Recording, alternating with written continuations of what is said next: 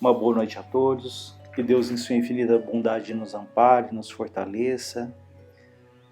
Que Ele abençoe mais esse encontro e que as vibrações que recebemos, elas se estendam a todos os doentes do corpo e da alma, a todos aqueles que nesse momento estão ou se sentem sozinhos, a todas as famílias, a todos os lares da terra. Nós trouxemos hoje do livro Nas Pegadas do Mestre, que é um texto de Vinícius que chama Os Últimos que Serão os Primeiros. Ele nos diz: o valor dos nossos feitos não está nas proporções vultuosas, grandiosas desses feitos. Deus não olha para o volume nem para a quantidade, mas para a qualidade. Ele não quer o muito, Ele quer o bom, Ele quer o melhor. É preferível, pois, o pouco bom ao muito regular. Nossas obras devem ser feitas com alegria, com singeleza de coração, sem tédio, nem cansaço, sem intenção reservada. A virtude exclui cálculos de qualquer espécie. Todo bem que fazemos importa no cumprimento de um dever contraído. Fazei tudo o que puderdes e depois dizeis: somos servos inúteis, fizemos somente o que devíamos. Tal é a palavra do Evangelho. Então, nesse primeiro momento, ele fala que o valor dos nossos feitos, das nossas atitudes, não está na quantidade, mas sim na qualidade daquilo que fazemos, ou seja, a maneira como fazemos. Nós podemos ali, ao longo da vida, enumerarmos uma série de coisas que fizemos em favor das pessoas, em favor de uma instituição, em favor de um trabalho, mas a grande pergunta a ser feita é: como é que nós fizemos aquilo? Porque é comum nós colocarmos ali um trabalho como uma obrigação, como um peso, como um fardo, e com isso nós vamos ali perdendo, como ele vai falar, o encanto natural, a simplicidade, a naturalidade dessas ações. Então, ele diz que Deus quer ali o melhor, mas vejam, Deus quer o nosso melhor. Não, aqui um ponto está bem importante, para que nós não fiquemos ali comparando o nosso trabalho com o trabalho dos outros. Porque sempre vai haver alguém que, do nosso ponto de vista, faz muito melhor aquilo que nós estamos fazendo, como vai haver ali situações em que a gente julga que os outros fazem de uma maneira pior dentro do nosso julgamento. Então é muito importante que cada um faça aquilo que pode fazer, o seu melhor, sem se comparar com os outros. Ele diz que as nossas obras então devem ser feitas com alegria, com simplicidade, sem tédio nem cansaço, sem intenção reservada. Porque se tudo na vida nós encaramos como obrigação, com peso, isso nos sufoca, isso vira ali um peso realmente muito grande. E às vezes a diferença está não naquilo que se faz, mas na maneira como nós fazemos. Até coisas do dia a dia, como por exemplo uma ida a um supermercado. Para muitos é uma coisa chata, Até uma pessoa certa vez, ela teve o trabalho de lembrar todas as etapas de ir no mercado, em que você tem que ir, você pega o carrinho, escolhe o que você vai comprar, coloca dentro do carrinho, vai no caixa, tira do carrinho, depois paga, coloca dentro do carrinho de novo, leva ali para o carro, coloca no carro, chega em casa, tira do carro, em casa, limpa, depois guarda, enfim. É cansativo até de imaginar tantas etapas, Então, para alguém que se apega a isso, que se dá o trabalho de mentalizar e de supervalorizar esse trabalho, fica cansativo. Mas, de outro lado, nós poderíamos pensar: que bom que eu tive condição de ir ao mercado. Que bom que eu tive uma locomoção que me permitiu até lá. Que bom que algo me permitiu, que eu tivesse um trabalho que pudesse pagar por aqueles alimentos. Que bom que havia alimentos disponíveis para que eu comprasse, né? Enfim, vejam que tudo depende do ponto de vista. Uma mesma ação, uma mesma atitude, ela pode ser excessivamente valorizada do ponto de vista do trabalho, do esforço, ou podemos ver isso também como uma bênção, como uma oportunidade, ainda que não achemos que aquela é uma atividade agradável, mas dependendo como nós encaramos, nós vamos ver ali tantos pontos positivos. Então, dentro desse contexto de fazermos ali, né, com alegria, com bom ânimo, né, com simplicidade aquilo que nós fazemos. Ele continua nos dizendo que é um erro exaurirmos, né, numa luta febril e penosa, com o propósito de nos tornarmos os mais merecedores aos olhos de Deus. Misericórdia quero e não sacrifícios. Esse é outro ponto interessante, porque nós podemos ter ali, até oriundo de outras religiões, temos acalentado a ideia de que quanto mais nós sofremos, que quanto mais nós lutamos, mais nós somos merecedores aos olhos de Deus. Isso não é uma realidade, isso não é uma verdade, né? Até porque um dia nós vamos perceber que muito do sofrimento que nós tivemos aqui na Terra, eles não estavam previstos, mas eles foram ampliados pela nossa impaciência, pela nossa falta de fé, pela nossa revolta. Então, aqueles que julgam que quanto mais sofrerem, mais merecedores são os olhos de Deus, se iludem e se enganam, porque a grande pergunta não é o que nós passamos, mas o que nós aprendemos. Porque uma pessoa pode ter ali uma vida de grandes dificuldades, mas se ela só se revolta, se ela só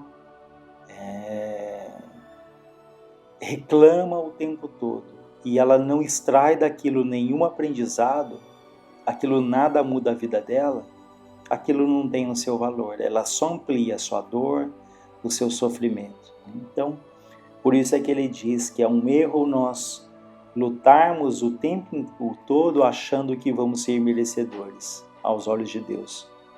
Mais uma vez, aquele ponto inicial. Não é a quantidade, mas é a qualidade. Não é o que fazemos, mas é a maneira como nós fazemos.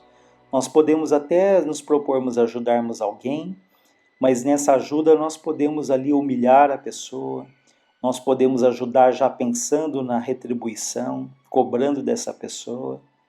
Enfim, não é o que se faz, mas é acima de tudo como aquilo é feito, né? Ele continua dizendo, a vida mesmo considerada sob o aspecto da existência terrena é um dom precioso e como tal deve ser vivida. Vejam, a vida é um dom precioso. Isso é uma verdade, porque apesar das lutas que todos nós trazemos, nós podemos ter certeza de uma coisa.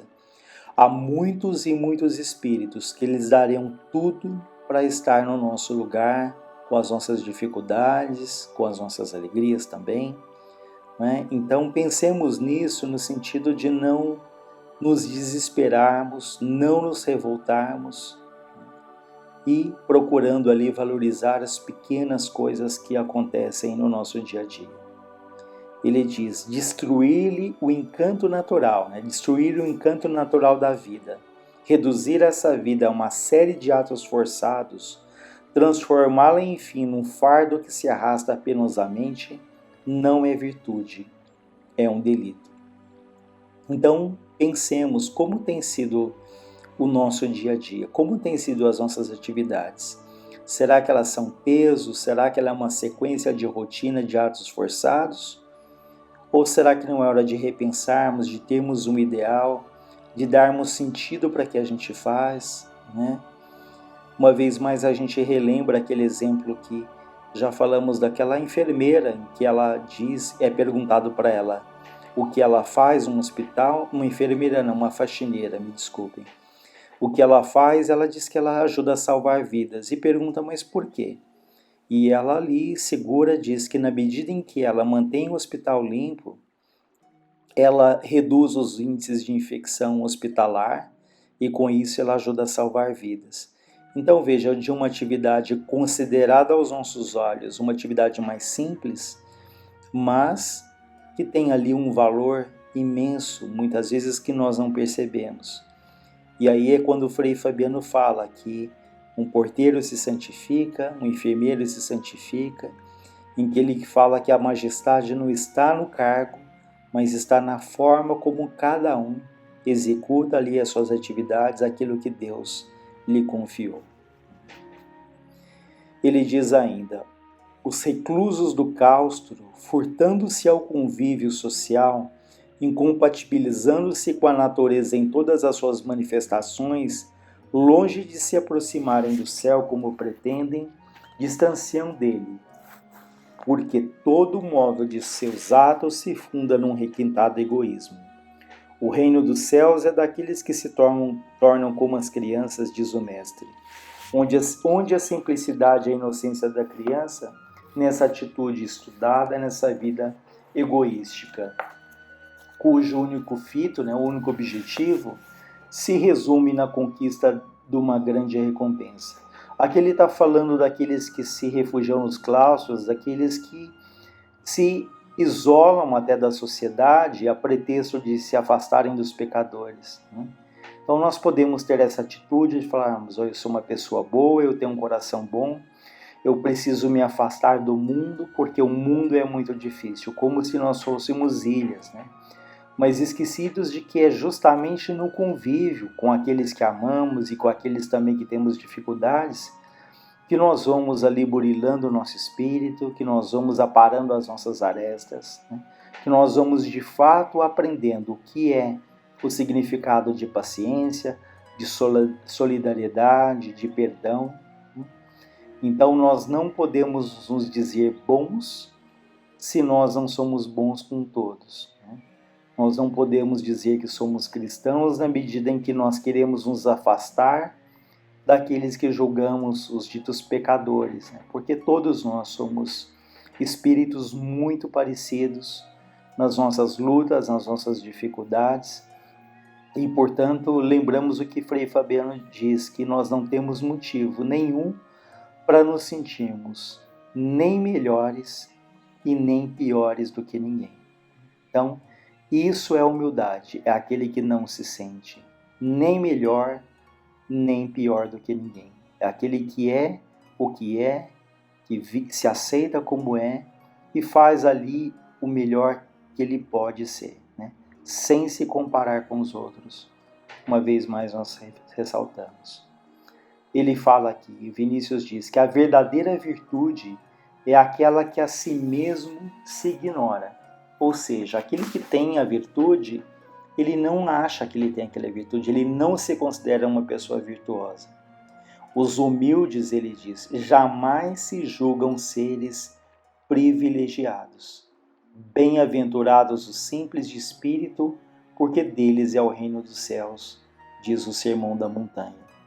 Então aquela pessoa que fala, eu sou uma pessoa humilde, essa é uma qualidade que eu tenho, isso já denota a nossa falta de humildade. Porque como ele diz aqui, aquele que tem uma virtude como a humildade, ele não se julga assim.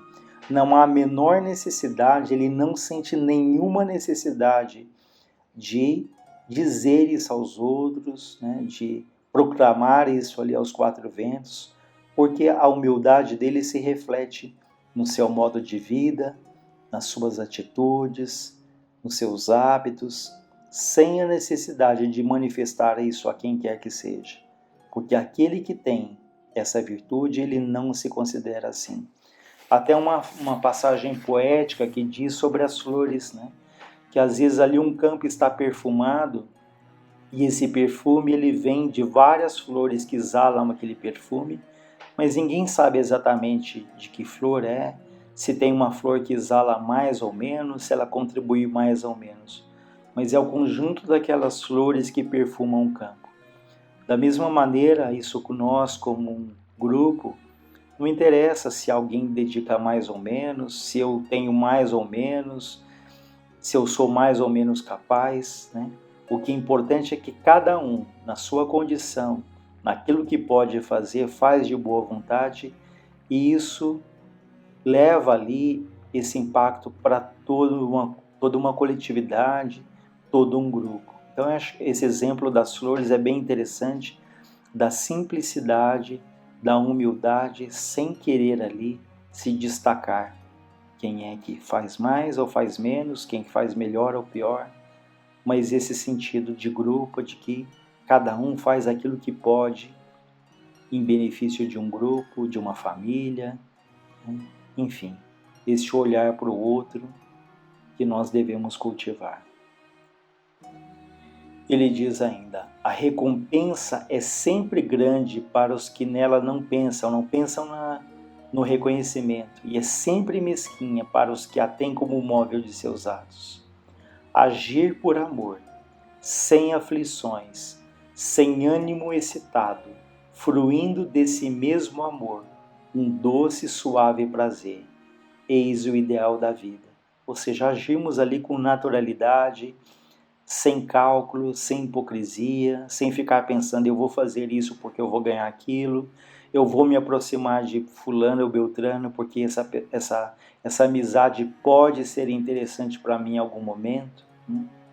Então é fazermos ali o bem indistintamente, né? No respeito ao outro, seja lá quem for. Os que assim procedem, ele diz, são felizes, nunca se queixam de ingratidões nem de cansaço. O tédio e o mau humor jamais os atingirão. Vivem com alegria de viver, não se esgotam, não se consomem. Suas energias, tanto físicas como espirituais, são sempre renovadas, mantendo o equilíbrio geral. Então vejam que aquele que tem um ideal de vida, que aquele que coloca um significado nas suas atitudes, no seu trabalho material, no seu trabalho espiritual, na sua família, aquele que coloca ali esse ideal, esse significado, ele automaticamente ele se sente estimulado, né? Ele encontra ali o estímulo, ele encontra a alegria nessas pequenas coisas, né? E nós condicionamos muito a nossa felicidade se acontecer isso, se acontecer aquilo, se eu tiver um emprego melhor, se eu tiver uma casa melhor, né? E nós não olhamos para aquilo que a vida já nos concedeu, aquilo que nós já temos, aquilo que poderia nos fazermos pessoas mais felizes, mas nós estamos buscando fora de nós aquilo que está muitas vezes dentro de nós. Por isso é importante essa valorização das pequenas coisas, dos pequenos momentos, né, para que nós aprendamos ali a lição da simplicidade, né, a lição da gratidão, a lição da oração, né, da ligação ali com Deus, com o nosso espírito protetor. Ele continua dizendo: ao homem não compete fazer ajustes com Deus, cumpre amar a Deus e obedecer-lhes. Aqueles que prometem fazer isso ou aquilo sob a condição de lhes ser concedida determinada mercê, né, determinada graça, determinado favor, desconhecem por completo o caráter da divindade, pretendem fixar a paga estabelecendo o galardão. Insensatos, deixai a Deus dar-vos o que bem entender, pois o que Deus nos der será sempre mais e melhor do que aquilo que concebeis em vosso egoísmo. Então ele fala que não compete a nós fazermos ajustes com Deus, fazermos como se Deus fosse um negociador. Olha, eu vou fazer isso, mas Deus tem que me dar aquilo. Eu vou me dedicar a esse trabalho, mas eu espero uma proteção mais intensa da espiritualidade. Então nós fazemos ali um escambo, uma negociação, esquecidos de que a Deus cabe ali nos dar aquilo que nós precisamos, aquilo que nós merecemos. Então nós temos que plantar nós temos que semear, mas nós temos que ter a sabedoria de deixar nas mãos de Deus a colheita, né? No momento em que for adequado, né? Nas condições mais adequadas, porque como ele diz, Deus sempre saberá aquilo que é melhor para cada um de nós. E nós nos revoltamos muitas vezes na vida com aquilo que não nos acontece, mas lá na frente nós vamos entender que aquilo foi o melhor para nós. Nós vamos encerrando aqui em função do tempo, agradecidos a Deus e a Jesus. Uma boa noite a todos.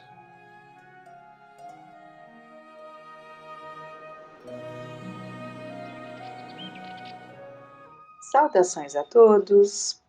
Dando continuidade, então, nós estamos já em 2 momentos, nos 2 últimos encontros, estudando o livro 4º, algumas questões, né, do livro 4º, do Livro dos Espíritos, que é composto por 4 livros.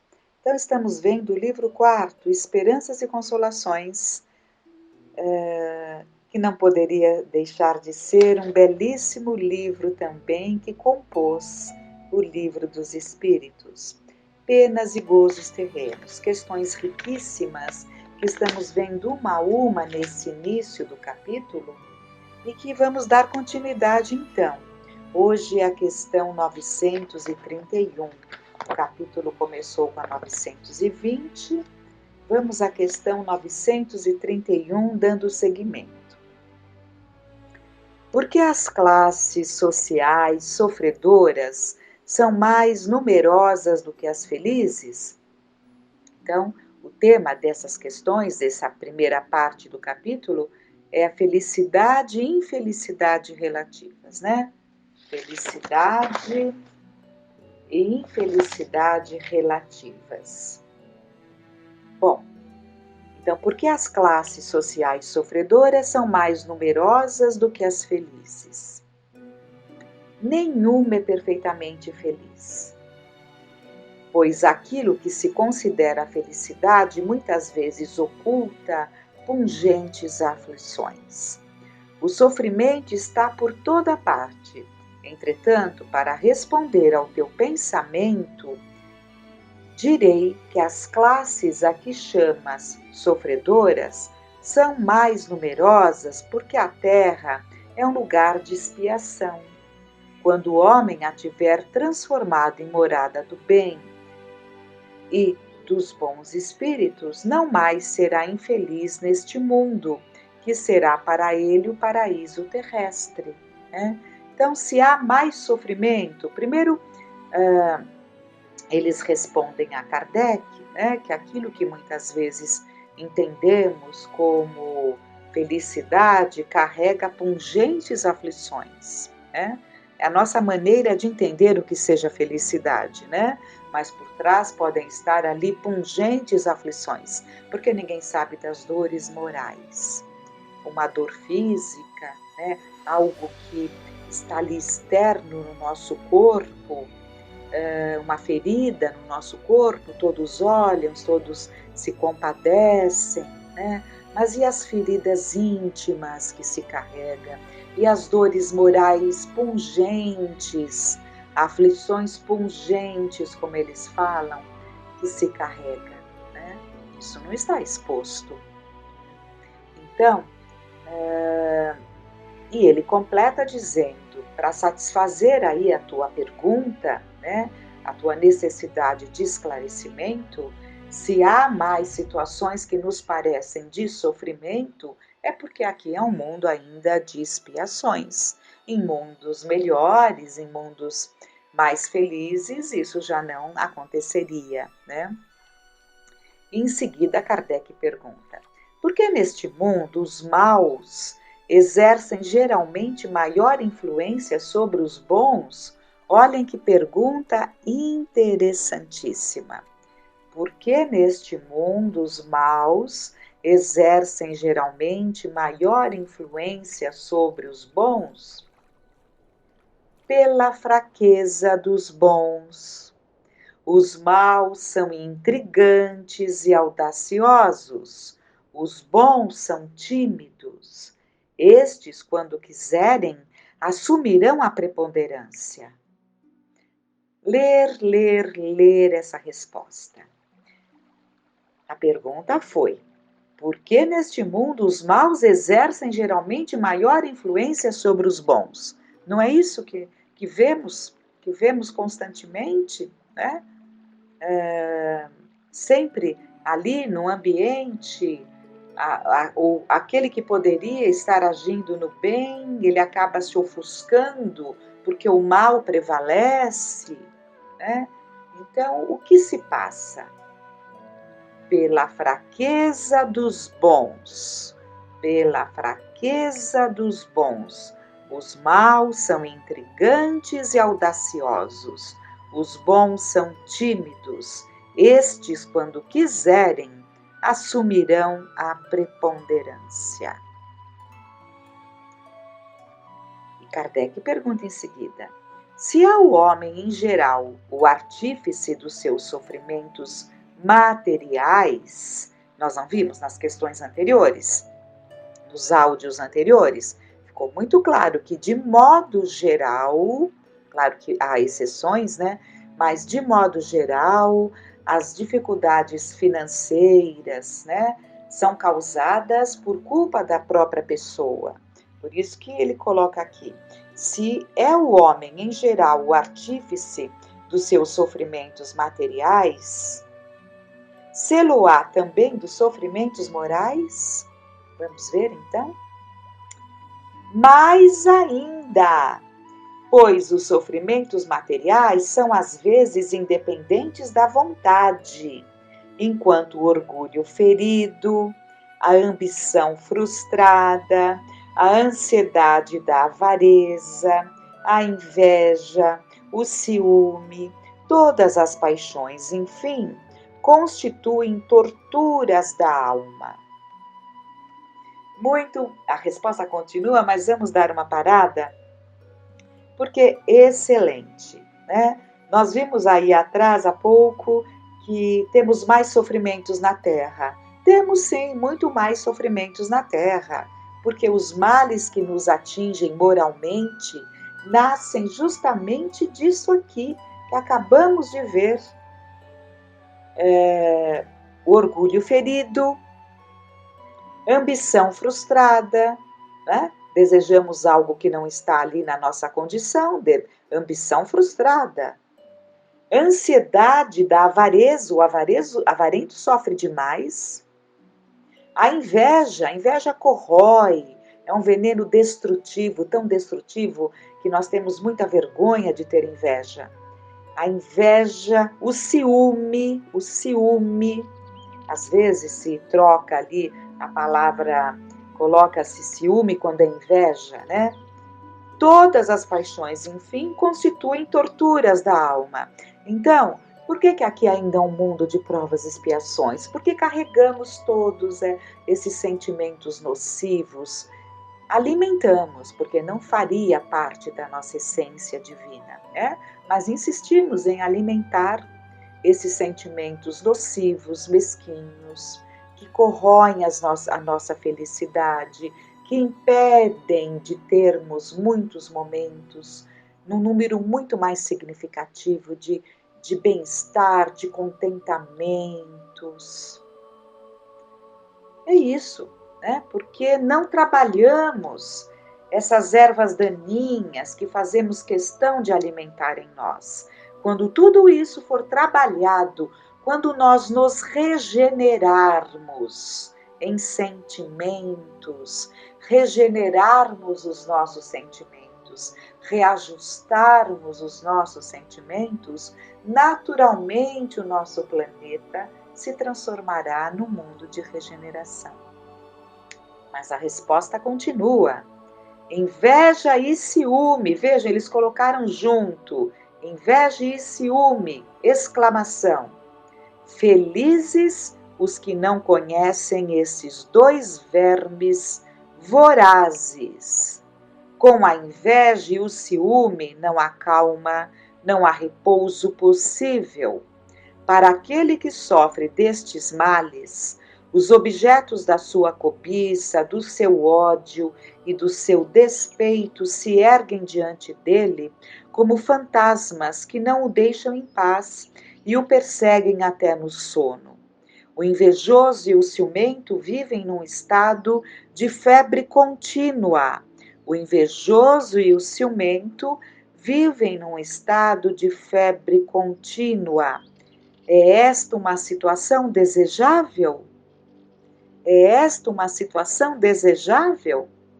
Não compreendeis que com estas paixões o homem cria para si mesmo suplícios voluntários e que a terra se transforma para ele num verdadeiro inferno? É uma situação desejável? Não compreendeis que com essas paixões o homem cria para si mesmo suplícios voluntários e que a terra se transforma para ele num verdadeiro inferno? Nossa, quando se fala em ciúme, a literatura é farta, né? Na nossa literatura espírita temos vários exemplos. E fora da literatura espírita também me lembrei, aí há uns bons anos atrás, O Caçador de Pipas, o livro Caçador de Pipas, que virou até filme. Esse livro, porque o filme fica muito aquém do que se traz no livro, né? Ali é a inveja. É a forma, seria um momento até de reler, porque é um livro de muito aprendizado, porque ele se despe ali mostrando a sua inveja, a inveja que ele tinha ali do amiguinho, do amigo. Inveja, né? E é um grande aprendizado, que agora nem lembraria para contar ali os detalhes, mas eu me lembro que me marcou demais essa temática da inveja, o que a inveja não faz. E o que depois você se lembrando ali do amigo, porque você invejou o amigo, né? Você invejou o amigo. Às vezes se inveja um irmão, às vezes se inveja a alegria do irmão. É isso, são os nossos sentimentos mesquinhos ainda e como temos que trabalhar, mergulhando no nosso eu profundo e nos conhecendo melhor. E Kardec vai comentar então essas respostas dadas pelos espíritos. Vamos lá. Muitas expressões figuram simbolicamente os efeitos de algumas paixões. Se diz, né? Está inchado de orgulho, morrer de inveja, secar de ciúme ou de despeito, perder o apetite por ciúmes, etc. Este quadro nos dá bem a verdade. Às vezes o ciúme nem tem objeto determinado. Há pessoas que se mostram naturalmente ciumentas de todos os que se elevam, de todos os que saem da vulgaridade, mesmo quando não tenham, no caso, nenhum interesse direto, mas unicamente por não poderem atingir o mesmo plano. Vou ler novamente. Às vezes o ciúme nem tem objeto determinado. Há pessoas que se mostram naturalmente ciumentas de todos os que se elevam, de todos os que saem da vulgaridade, mesmo quando não tenham, no caso, nenhum interesse direto, mas unicamente por não poderem atingir o mesmo plano. Tudo aquilo que parece acima do horizonte comum as ofusca. E se formassem a maioria da sociedade, tudo desejariam rebaixar ao seu próprio nível. Temos, nesses casos, o ciúme aliado à mediocridade. E Kardec continua: o homem é infeliz geralmente pela importância que liga as coisas deste mundo.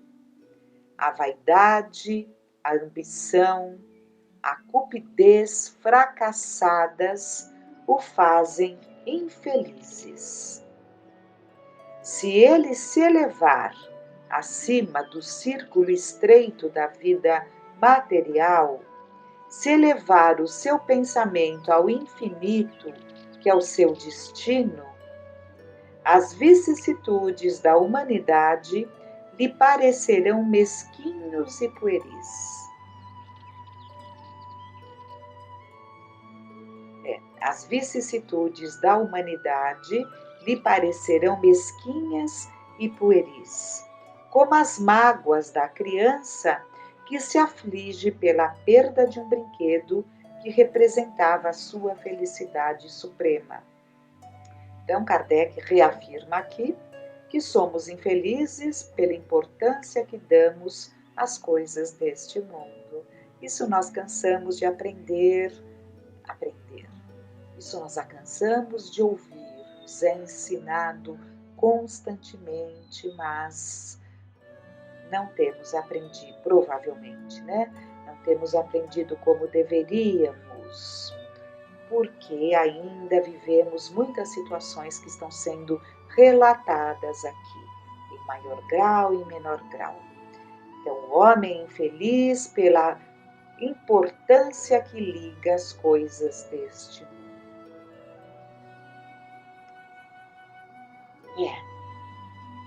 Aquele que só encontra a felicidade na satisfação do orgulho e dos apetites grosseiros é infeliz quando não os pode satisfazer, enquanto que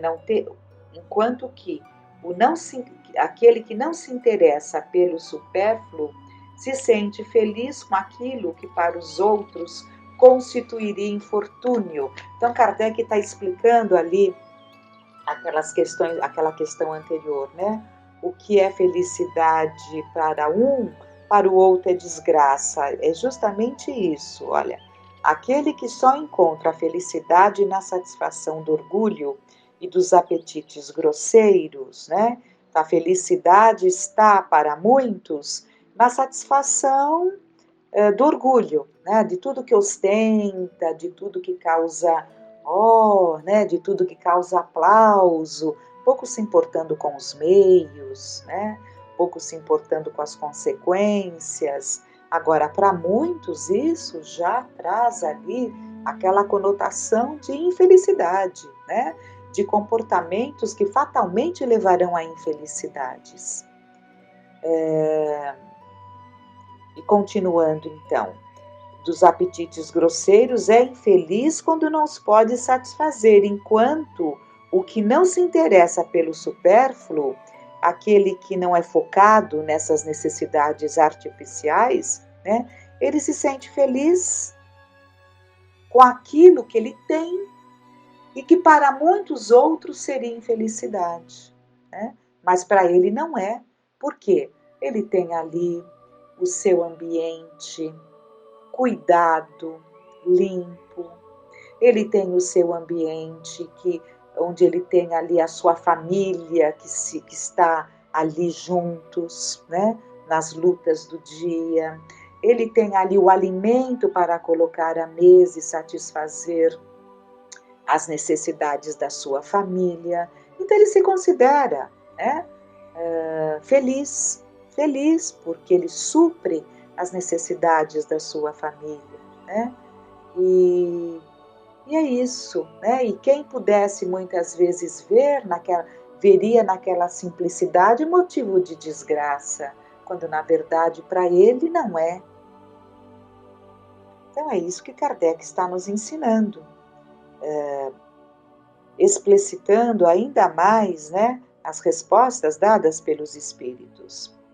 E continuando aqui, aquele que só encontra a felicidade na satisfação do orgulho, não, já foi. Referimos-nos aos homens civilizados. Porque essas necessidades supérfluas é na civilização, né? Referimo-nos aos homens civilizados, porque o selvagem, tendo necessidades mais limitadas, não tem os mesmos motivos de cobiça e de angústias. Sua maneira de ver as coisas é muito diferente. No estado de civilização, o homem pondera a sua infelicidade, a analisa e por isso é mais afetado por ela, mas pode também ponderar e analisar os seus meios de consolação. Esta consolação ele a encontra no sentimento cristão, que lhe dá a esperança de um futuro melhor, e no Espiritismo, que lhe dá a certeza do futuro. Né? Porque o Espiritismo é justamente a revivência, né? As palavras de Jesus trazidas de uma forma que não pairam dúvidas, por isso o Consolador prometido. Né? E é isso, muito, muito bom, muito aprendizado. Que fiquemos em paz.